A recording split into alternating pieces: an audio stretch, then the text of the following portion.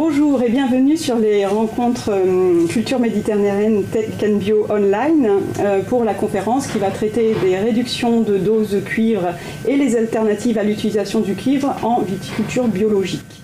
Nous avons demandé à deux experts de venir faire le point sur le sujet.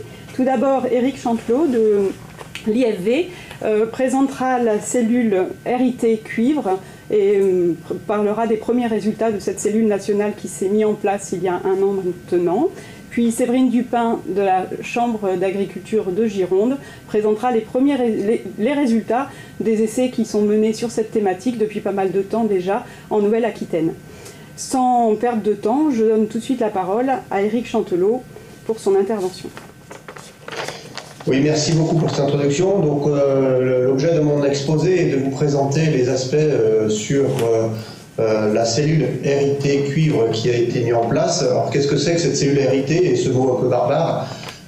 C'est un groupe d'expertise qui s'est mis en place suite à un travail réalisé par l'INRAE en 2018 pour identifier les enjeux, freins, liées à l'utilisation du cuivre en agriculture et en viticulture en particulier. Cette cellule, donc RIT, pilotée par le ministère de l'Agriculture, regroupe les instituts techniques au sein de l'ACTA, l'APCA, donc les différentes chambres d'agriculture, l'INRAE, toujours présent, qui était à l'origine un peu des travaux et de la feuille de route qui a été rédigée, et l'IFEV pour la partie viticole plus spécifiquement. Donc aujourd'hui, on va parler principalement de l'aspect cuivre en viticulture. Et donc cette cellule RIT a pour objectif en un an et demi de répondre à deux axes principaux qui avaient été constitués dans la feuille de route publiée par le ministère en juillet 2019, qui est l'axe 1, à savoir encourager la recherche, l'innovation et l'acquisition de connaissances, qui va se mettre en place, qui a commencé à se mettre en place, c'est ce que je vais commencer à vous présenter aujourd'hui, qui a pour premier objectif, cet axe 1, de regrouper un peu l'ensemble des informations et des connaissances qui existent aujourd'hui sur les alternatives au cuivre et la façon dont on peut envisager des réductions des doses de cuivre, voire des solutions qui vont remplacer le cuivre à terme. Et puis l'axe 2 sur lequel la cellule RIT va devoir travailler dans les 6 mois, 8 mois qui viennent, jusqu'en juin 2021, va plutôt maintenant être axé sur récupérer l'ensemble de ces informations et constituer des documents synthétiques, des fiches synthétiques qui permettront d'être diffusées à l'ensemble de la filière pour donner des éléments de réponse sur ces alternatives au cuivre. Donc tout de suite, je vais vous faire le point sur un peu la carte des différentes connaissances que l'on a aujourd'hui sur les alternatives.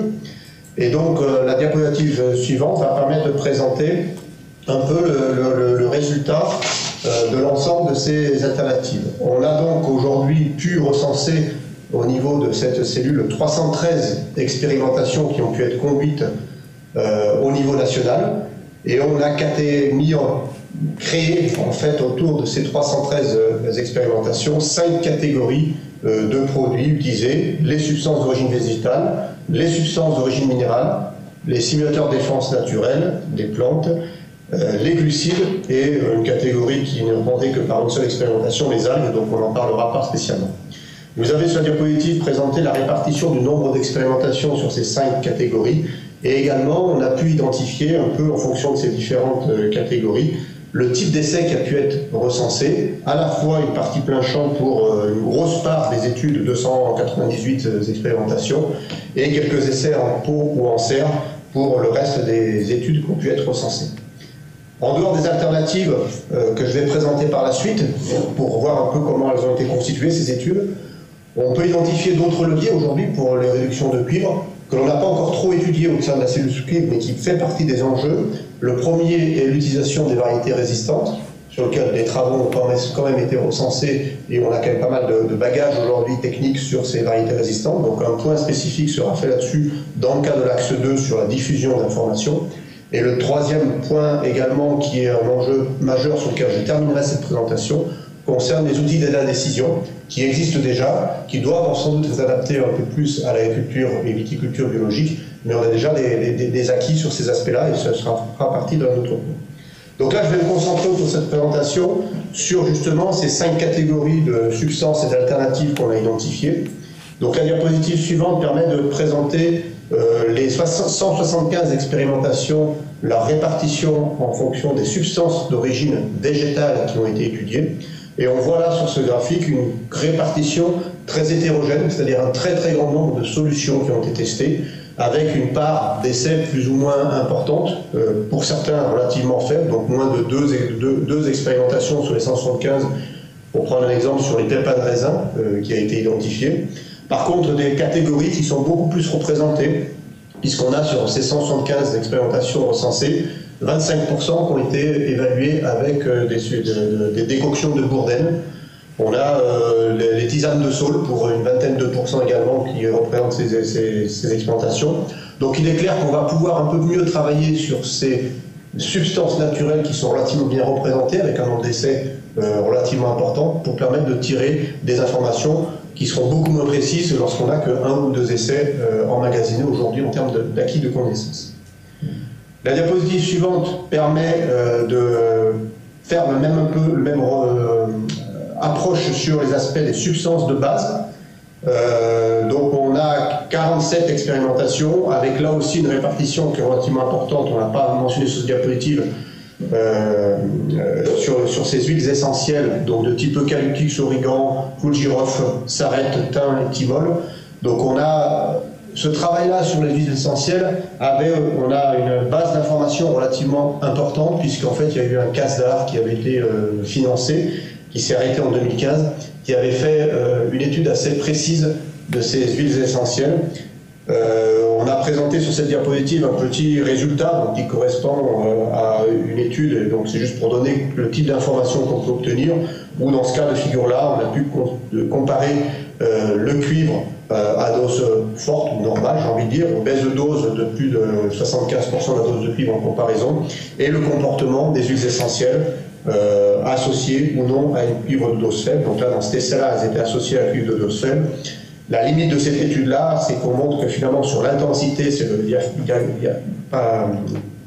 schéma de gauche, l'intensité d'attaque sur grappe, on n'a pas pu vraiment mettre en évidence dans ces essais au champ la valeur ajoutée de l'huile essentielle associée à une dose de cuivre faible. Bon, il y a plusieurs travaux qui vont devoir retravailler, repris en compte pour essayer de tirer des conclusions sur l'usage de ces huiles essentielles en viticulture biologique. La diapositive suivante, donc là on va rentrer dans des substances ou des proportions d'essais qui sont un peu moins importantes. Donc on a vraiment deux grosses catégories, les huiles essentielles et les substances d'origine végétale que j'ai présentées précédemment. Les substances d'origine minérale, bon, quelques études mais vraiment très partielles, je ne suis pas sûr qu'on arrive à tirer de grandes conclusions sur ces substances d'origine minérale. Bicarbonate de potassium par exemple, ou des solutions de cuivre chélaté. Après, la diapositive suivante présente les solutions type de substances de base, donc un travail relativement important également sur les aspects glucidiques, donc avec différentes formes de glucides, fructose, glucose qui ont pu être testés. Il y a quand même une base d'expérimentation relativement importante, puisque là aussi il y a eu des projets qui ont été financés dans les années 2015-2016 sur l'utilisation de ces glucides, de ces différentes formes de glucides. Donc je pense qu'on pourra tirer quelques informations et en faire des fiches synthétiques sur l'usage de ces substances de base de type glucidique. Et puis comme j'indiquais en introduction, une seule expérimentation sur algues faite dans le cadre de ce qu'on a pu recenser à ce jour. Ce travail de recensement est donc une première base. Il n'est évidemment pas fini, on va continuer à essayer de retrouver des informations dans les différentes structures et instituts qui ont pu travailler ces solutions. Et puis pour terminer, dernière diapositive sur le recensement de ces substances, les simulateurs de défense des plantes, avec quand même une part relativement importante, 55 expérimentations. Par contre, dans ces expérimentations, effectivement, il y a quand même une petite proportion de 7 essais qu'on a pu recenser qui sont réalisés à base de phosphonate, et aujourd'hui le phosphonate n'est pas autorisé dans l'agriculture biologique. Donc voilà, on l'a recensé, on sait que ce n'est pas une réponse aujourd'hui, même si ça peut apporter des réponses en conventionnel pour la viticulture biologique. Par contre, on a dans cette répartition sur les défenses des plantes, on a des produits aujourd'hui qui sont homologués, donc ont été retravaillés dans différentes études, le Kosoga, le Cerevisian par exemple, qui ont été recensés, qui sont des spécialités commerciales à ce jour, et puis des substances de base également, comme les bases de chitosan, où on a 19 essais recensés qui devraient permettre d'apporter des éléments de réponse sur ce type de stimulateur de défense des plantes. Après, quelques produits alternatifs, là aussi, voilà, on cite ce qu'on a pu recenser, mais qui, a priori, on ne va pas en tirer grand-chose puisqu'on est sur des bases très faibles. Donc une expérimentation qu'on a pu identifier avec du savon noir et une expérimentation avec du vinaigre blanc ménagé. Voilà, c'est juste pour indication de ce qu'on a pu mettre en avant. Mais il est clair qu'on va, je pense, se focaliser et pouvoir tirer des informations sur les substances naturelles, sur les huiles essentielles et sur les stimulateurs de défense des plantes principalement. Et puis, comme j'indiquais en introduction, et je vais en terminer par cette diapositive-là, sur les aspects outils de la décision, il y a des outils qui existent aujourd'hui, comme Décitrate, comme OptiCuivre, associé à Décitrate qui est utilisé. Donc, on a pu identifier un nombre d'essais.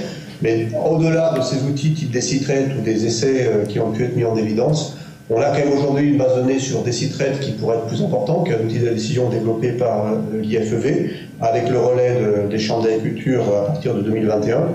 Où là, on va avoir des cas concrets qu'on va pouvoir identifier, et petit à petit, cette base de données va s'agrémenter non pas d'essais, mais de mise en pratique au champ. On a déjà des bases de données en 2020 et on va les implémenter par la suite. Donc cet usage d'outils Décitrate sera un bon moyen à l'avenir de bien identifier l'intérêt de ces outils de la décision pour les viticulteurs biologiques au niveau de la réduction des doses de cuivre, voire de la substitution du cuivre par d'autres solutions. J'ai juste mis le résultat d'un essai plein champ qu'on a pu identifier ici sur 4 domaines viticoles où vous avez représenté en bleu pour le que ce soit Mildionium, représenté en bleu le type d'IFT pour un agriculteur qui n'utiliserait pas l'OAD, et on voit que systématiquement l'utilisation de l'OAD a permis sur ces 4 situations réelles viticulteurs de réduire l'IFT de 2 à 3 points en fonction des situations pour un même millésime. Donc on voit bien que, indépendamment de la notion de substitution, qui est un enjeu fort sur lequel on travaille depuis longtemps, donc dire comment je remplace ou je sécurise une réduction de dose de cuivre, l'enjeu majeur peut être également sur l'outil de la décision à l'avenir. Voilà, je vous remercie pour cette attention. Merci Eric pour ce tour exhaustif ou quasi exhaustif des essais menés sur les alternatives au cuivre. Séverine, je vous donne la parole pour présenter du coup quelques résultats d'une partie de ces essais sur les réductions de doses de cuivre et alternatives. Oui, merci Emmanuel. En fait, je vais présenter aussi des expérimentations qui sont encore en cours en Nouvelle-Aquitaine, donc via des réseaux d'expérimentation participative. Je vais parler d'un projet que nous avons sur l'optimisation des doses de cuivre en viticulture biologique et d'un second projet sur lequel on cherche à optimiser les stratégies intégrant le plus possible de biocontrôle dans le contexte bordelais et pour lequel, sur le volet mildiou, on travaille sur la substitution partielle du cuivre. Et cette présentation a été préparée avec l'ensemble des personnes qui participent de manière très rapprochée au projet, et en particulier Nicolas Aveline de l'IFV, qui est animateur du projet sur l'optimisation des doses de cuivre. Donc ce projet OptiCuivre Vitibio, en fait, c'est une émanation du RESAC Vitibio. C'est un projet qui est cofinancé par la région Nouvelle-Aquitaine et qui, depuis 2 ans, est sur la vallée de la Dordogne. Diapo suivante. Les objectifs du projet, c'est d'utiliser et de valider en plein champ le module cuivre de Décitrate en viticulture biologique via la mise en place d'expérimentations participatives. Donc comment ça fonctionne? C'est qu'en fait, au sein du projet, les expérimentateurs qui sont intégrés ont constitué des binômes avec des vignerons expérimentateurs, et que c'est vraiment le binôme qui travaille sur l'optimisation des doses de cuivre ensemble. On souhaite aussi essayer de voir si on peut améliorer ce module, et dans ce cadre, nous avons développé un petit fichier Excel à partir duquel nous essayons de prendre en compte des notions de lessivage et de pousse de la vigne pour déterminer chaque jour s'il reste encore du cuivre ou non sur la végétation. Et nous avons aussi souhaité essayer de limiter la quantité de cuivre à chaque traitement. Donc, diapo suivante pour présenter ce petit module.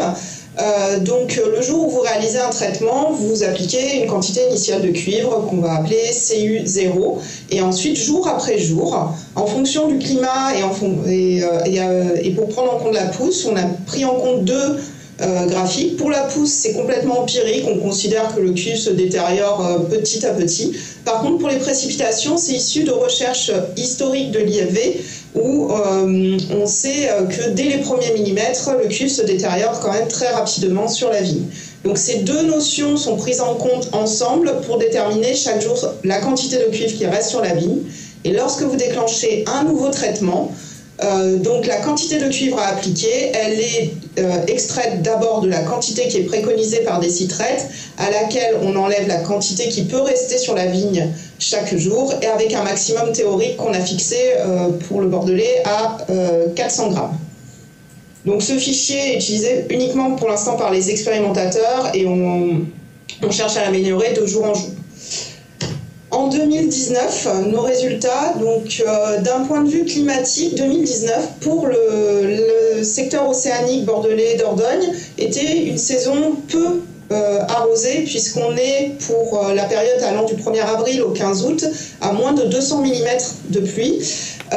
Par contre, il y avait un grand nombre de jours de pluie, on est aux alentours de 40% de jours de pluie sur l'ensemble de la saison. Avec à peu près un quart des jours de pluie qui étaient de plus de 2 mm, donc potentiellement contaminateurs. Sur l'ensemble des essais qui ont été menés, les vignerons, avec les expérimentateurs, avaient le choix entre soit déclencher eux-mêmes les traitements, soit laisser l'expérimentateur déclencher les traitements. Donc il y a eu une seule exploitation qui a accepté de faire ça en 2019. Et c'est sur cette exploitation-là qu'il y a eu la plus grande optimisation, puisqu'il y a eu 750 grammes de moins de cuivre appliqué.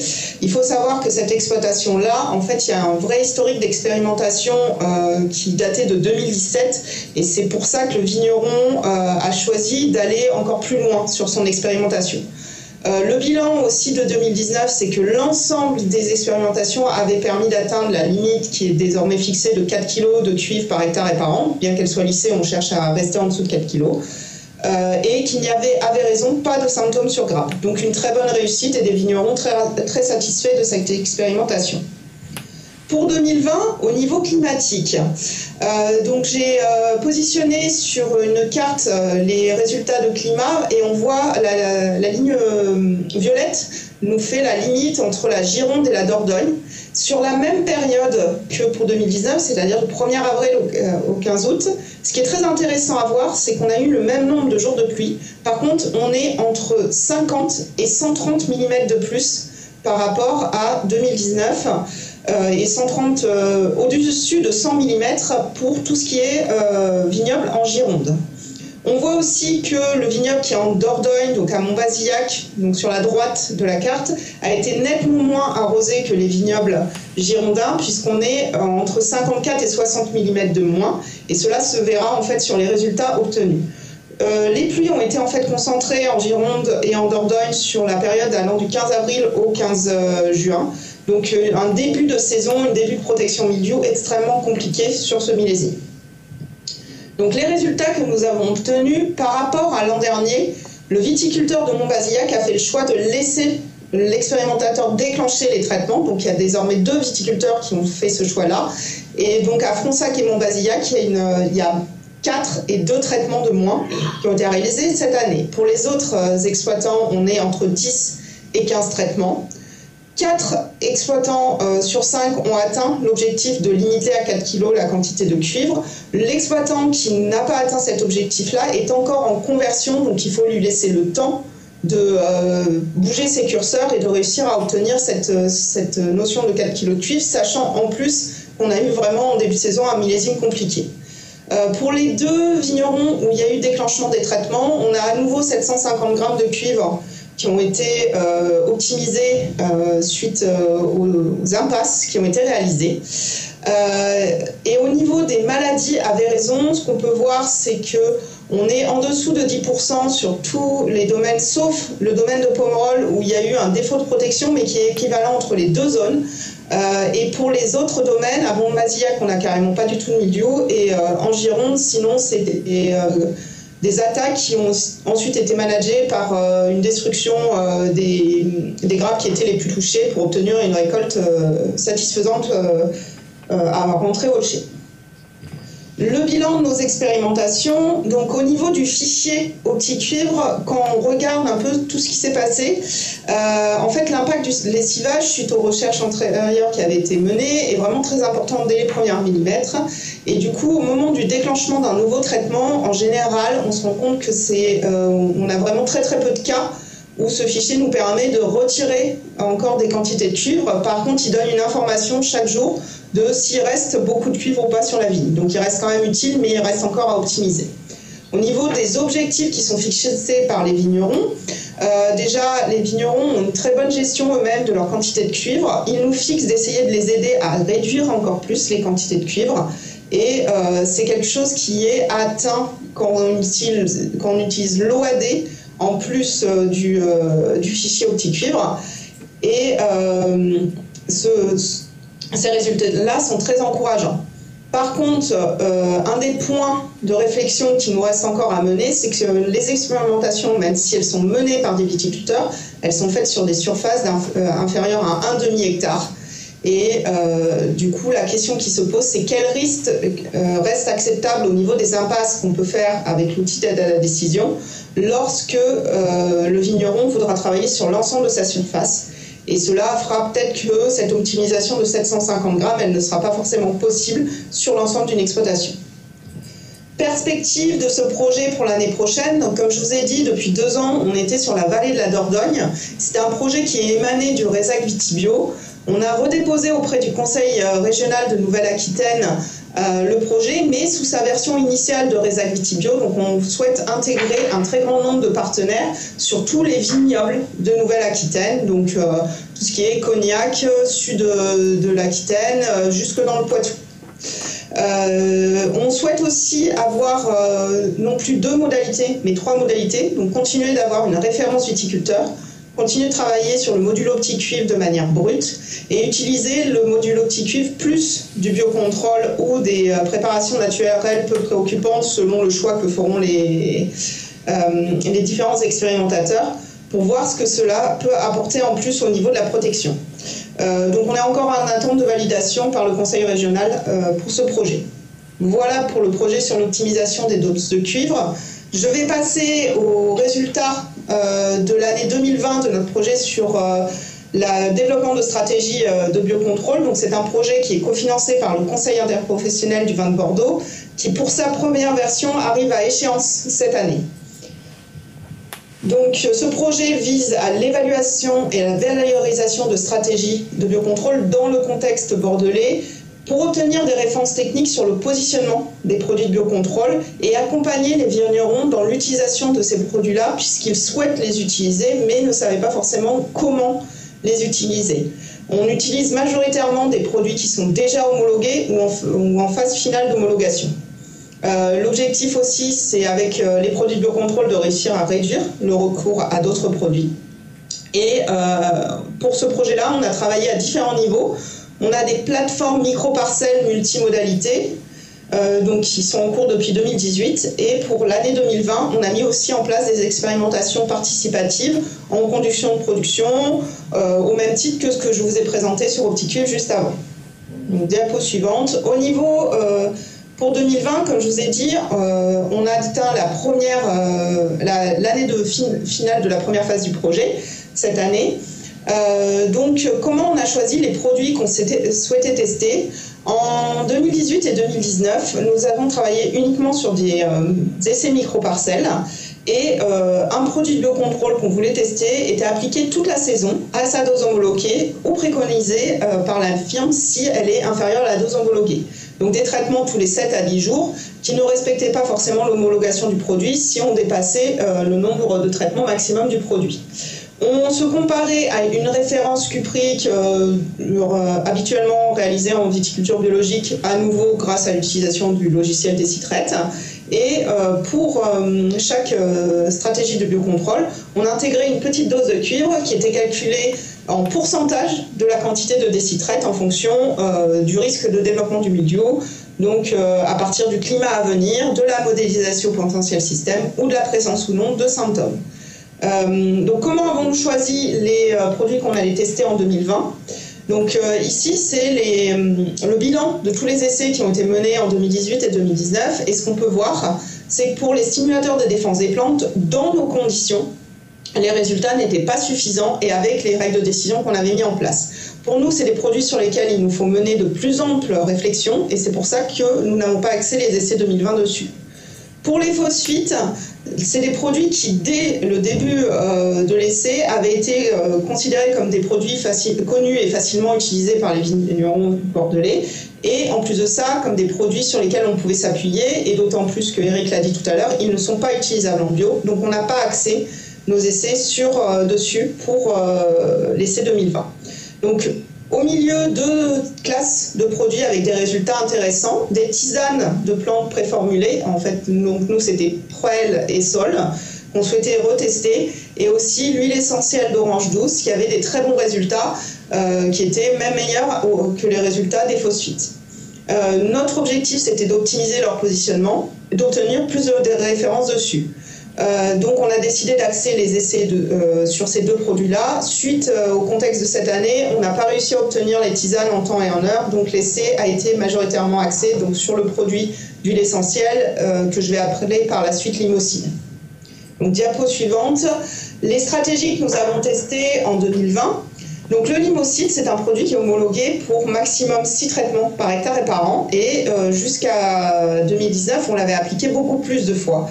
Donc on souhaitait déjà voir quelle est la meilleure période pour l'appliquer. Donc on s'est basé sur ces 6 traitements maximum, et on a comparé des applications en début de saison, ce qu'on voit sur la première ligne, avec des applications en fin de saison, c'est-à-dire à partir du 6e traitement. On a aussi souhaité voir si, par hasard, juste l'application de Limocide, quand il y avait un risque important de développement du mildiou, était intéressante ou non, donc avec 6 traitements au maximum. Donc c'est la 3e ligne que j'ai représentée. Pour l'ensemble de ces modalités, on a forcément le témoin de vraisemblance à côté. Donc c'est-à-dire que quand vous avez du Limocide plus des petites doses de cuivre, on applique uniquement la petite dose de cuivre pour voir ce que le Limocide a amené en plus. Donc quand je parle de cuivre ou de petites doses de cuivre, en fait, c'est à nouveau basé sur des citrèques. Donc le cuivre, c'est la dose de référence qu'on aurait mis si on n'avait pas de biocontrôle et qui est calculée à partir de des citrètes. Et la petite dose de cuivre, c'est un pourcentage qui va entre 0 et 100% qui est calculé grâce au gros tableau que vous avez juste en dessous, en fonction du climat à venir, de la modélisation potentiel système, donc du risque que le mildiou a de se développer et de l'état sanitaire. Et qui nous donne donc en fait 0 à 60% si on n'a pas de risque de pluie et 50 à 100% si on a des risques de pluie dans la semaine à venir. Donc diapo suivante, comment s'est passé notre printemps? En 2020, on a eu un printemps très très compliqué et cela se ressent sur l'essai que nous avons mené en micro-parcelles, puisque pour les 6 premiers traitements, si on regarde bien, il y a eu quand même des grosses périodes de pluie avec des grosses quantités de pluie. Et donc pour l'ensemble des 8 premiers traitements et donc des 6 premiers traitements pour le positionnement du Limocide, on était en période de risque de pluie, donc minimum 50% de la quantité de cuivre. Donc ça veut dire aussi pour la modalité avec intégration de Limocide, 6 risques de développement du mildiou, on a fait des applications à chaque fois. On avait aussi le modèle potentiel système qui, à partir du 3e traitement et jusqu'à l'avant-dernier, était en risque 4 sur 4, donc risque vraiment très important de développement du mildiou. Et à partir de la première notation qui a été effectuée mi-juin, nous avons considéré que l'état sanitaire était dégradé, ce qui a valu à partir du 8e traitement. Donc tout cela a fait qu'en fait, notre règle de décision nous a permis de descendre en dessous de 50% de la quantité de cuivre de référence qu'au tout dernier traitement. Donc on n'a pas pu vraiment optimiser les doses de cuivre cette année. Les résultats que nous avons obtenus, en fait, ils sont très peu cohérents. Donc, à la raison, le témoin non traité était totalement détruit, mais si vous regardez les résultats que nous avons obtenus sur l'ensemble des modalités, on a quand même un pourcentage de destruction qui est vraiment très important, car il est minimum de 36%. Les meilleures modalités en 2020 sont en fait les modalités où nous n'avons pas cherché à appliquer du biocontrôle dès les premiers traitements, donc où il n'y a pas eu de réduction de la quantité de cuivre. Malheureusement, ce qu'on voit, c'est qu'il n'y a aucune cohérence au niveau des applications biocontrôle, sans biocontrôle, référence cuivre. Donc, on ne pourra rien conclure de notre essai de 2020. Et donc, on envisage pour 2021 de retester certaines de ces modalités pour voir vraiment si on arrive à comprendre quelque chose sur le positionnement de ce produit-là. Diapo suivante. Donc, l'essai en micro-parcelles n'a pas été concluant, mais malgré tout, on avait décidé début 2020 de mettre en place des expérimentations en grande parcelle, donc via de l'expérimentation participative. Donc on a travaillé avec 3 vignerons en agriculture biologique et on leur a proposé de positionner eux aussi du limocide lors des premiers traitements et de voir comment ça fonctionnait sur leur domaine. Donc notre objectif, c'était de confirmer nos résultats de 2018 et 2019 qui faisaient ressortir ce produit-là comme très intéressant dans le contexte bordelais. Et on se compare à une stratégie de référence que réalise le viticulteur. On a pris en compte toutes les limites de l'autorisation de mise sur le marché du produit limocide au niveau de la stratégie qu'on a confiée aux vignerons. C'est-à-dire qu'on leur demande de ne pas appliquer le produit en encadrement de floraison et on leur limite aussi s'ils font un renouvellement, ce qui peut arriver suite à une forte pluie, moins de 7 jours après une dernière application de limocide, on leur demande de ne pas l'appliquer. Donc ils font à ce moment-là la dose de cuivre qu'ils auraient fait sur le reste de leur exploitation. Donc, pour la règle de décision, on leur a proposé une règle de décision très simplifiée. Ils réfléchissent au moment où ils déclenchent le traitement, s'ils le déclenchent parce qu'il y a une pluie annoncée ou parce qu'on est dans une période pas forcément avec de la pluie, mais avec de très fortes hygrométries, comme on peut avoir sur la façade atlantique, et une pousse importante. Et donc, ils ont à ce moment-là un tableau de chaque côté avec très peu de choix possibles. Donc, présence de symptômes ou non, et valeur du modèle qu'on leur envoie au moment où ils déclenchent le traitement, c'est-à-dire soit faible, 1 ou 2, soit fort, 3 ou 4. Donc à nouveau, on est entre 0 et 100%, mais avec un tableau qui est quand même beaucoup moins compliqué que celui que je vous ai montré juste avant pour les micro-parcelles. Donc les résultats que nous avons pu obtenir, donc 3 vignerons qui sont en viticulture biologique, ce qu'on peut voir, c'est que sur la zone de référence, ils ont atteint, sauf pour la vigneronne qui est à Couture, l'objectif de 4 kg par hectare et par an. Il faut savoir qu'elle a eu des très très fortes quantités de pluie au tout début de la saison avec des volumes pouvant dépasser 50 à 60 mm. Donc elle a été obligée de renouveler des fois sous 3 à 4 fois par semaine. Donc c'est pour ça qu'elle est à 4 kg sur sa référence viticulteur. Ce qui est intéressant aussi avec la règle de décision qu'on leur a confiée, c'est que l'ensemble des vignerons ont réussi à réduire de 300 à 500 grammes la quantité de cuivre appliquée, ce qui équivaut à 1 à 2 traitements. Donc là-dessus, ils sont déjà très contents des résultats obtenus. Au niveau des dégâts de mildiou, sur l'intensité, ce qu'on se rend compte, c'est qu'à Véraison, on a l'ensemble des parcelles qui sont en dessous de 1% de dégâts de mildiou sur grappe, hormis une référence viticulteur à Cavignac, pour laquelle en fait on suppose plutôt des erreurs lors des applications et un oubli de traitement, parce que c'est vraiment très étonnant qu'elle soit vraiment beaucoup plus touchée que la modalité avec le biocontrôle. Donc on a des résultats qui sont vraiment concluants pour cet essai-là, qu'on souhaite continuer. Et les viticulteurs sont très positifs sur l'essai et souhaitent continuer avec nous à travailler sur ces sujets-là, puisqu'ils souhaitent vraiment intégrer du biocontrôle et réduire leur quantité de cuivre.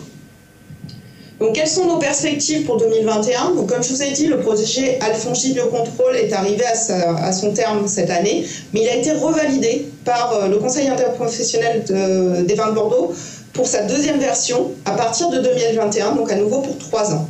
On va continuer nos travaux en micro-parcelles multimodalité pour obtenir des références techniques locales, pour positionner les produits et aussi on va y intégrer des mesures sur les impacts des produits sur la plante, notamment pour tout ce qui est stimulation de défense des plantes, afin de réussir à mieux les positionner. On va aussi continuer les expérimentations participatives en intégrant, puisqu'on est sur un projet majoritairement sur le biocontrôle et pour l'ensemble des vignerons bordelais, aussi des vignerons en agriculture conventionnelle. Ces expérimentations participatives, elles nous permettent aussi de faire de la communication via des réunions de bout de parcelle, donc c'est assez important. Et on va aussi réaliser des études technico-économiques globales sur ces essais-là. Et participatives, elles seront alimentées par les meilleures références de nos micro-parcelles, donc les deux vont continuer de communiquer. C'est un travail qui est actuellement intégré dans une dynamique de recherche sur l'intégration du biocontrôle qui est très importante sur la région de Nouvelle-Aquitaine, en particulier avec le projet VitiRêve qui s'est lancé au début de l'année et qui vise à développer les territoires viticoles de demain. et qui est aussi pour lequel on a aussi l'UMT7, donc qui est une UMT qui regroupe INRAE, Bordeaux Sciences Agro et l'IFV sur les alternatives, et en particulier le biocontrôle, qui donne des avis et fait partie du comité de pilotage. Voilà ce que je voulais vous présenter. Je vous remercie pour votre attention et nous souhaitons vraiment remercier l'ensemble des vignerons qui participent à ces essais et qui réalisent avec nous les essais, et l'ensemble des participants aux essais, parce que c'est pas parce que je suis derrière la caméra qu'il n'y a pas un très grand nombre de personnes qui ont participé avec nous. Merci Séverine, c'est à moi de vous remercier tous les deux pour ce grand effort de synthèse, et on a pu constater que la question du cuivre est si importante en viticulture biologique est largement traitée dans les projets de recherche et d'expérimentation, et que les résultats sont plutôt encourageants pour les viticulteurs bio. Alors un grand merci à tous les deux. Merci beaucoup. Merci. Ouais.